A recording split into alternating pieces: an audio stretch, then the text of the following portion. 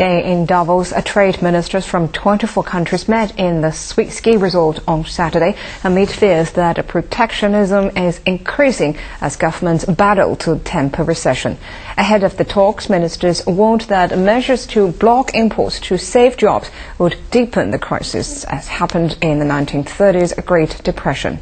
They will discuss ways to advance the 8-year Doha round of trade talks.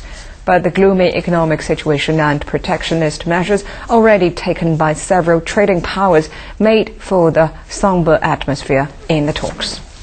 For more on the forum, join us on the line from Davos is our CCTV correspondent Ray Chenggang. Hello, Chenggang. As we mentioned just now, one of the key issues today is increasing protectionism, and trade ministers are meeting to discuss this. Any news on that? Well, the thing is, there is signs of rising protectionism around the world, but I don't think, I've talked to 47 heads of states and top CEOs and leaders of international organizations here in Davos in the past couple of days. I don't think there's a consensus that the countries, the leading economies of the world will resort to that path. The world cannot afford to have a rising tide of protectionism. I don't think trade ministers of major nations or leaders of major countries will end up, in President Obama's words, doing childish things. I don't think that is going to happen. Well, there are high expectations that this year's meeting, especially as the world is struggling with an economic downturn, as the forum nears an end, has any concrete progress been made?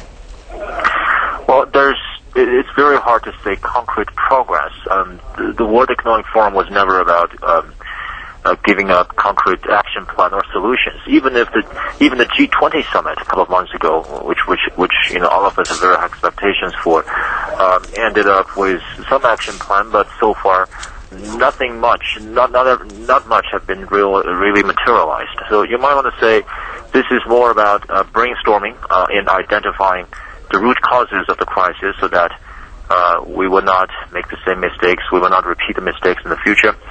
And there are some consensus, though, being drawn, some conclusions, which is to combat this economic synchronized recession, a global challenge. We need collaborative efforts of all countries. One country cannot solve its problem just by taking actions within its borders.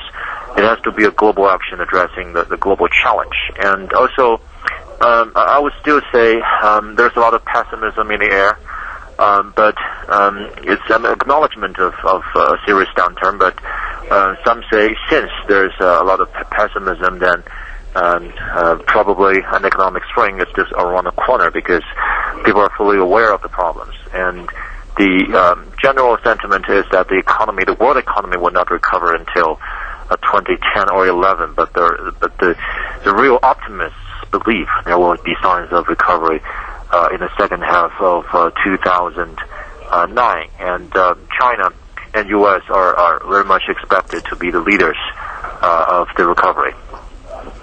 Well, thank you very much, Ray Chenggang. Well, that was Ray Chenggang reporting from Davos, Switzerland. This is Biz China on CCTV International. We are heading for a commercial break now. More news just ahead, including capital city Beijing is considering charging a pollution emission fee on automobiles. And our continuing series on China's gold market takes a look at the popularity of gold jewelry over the years.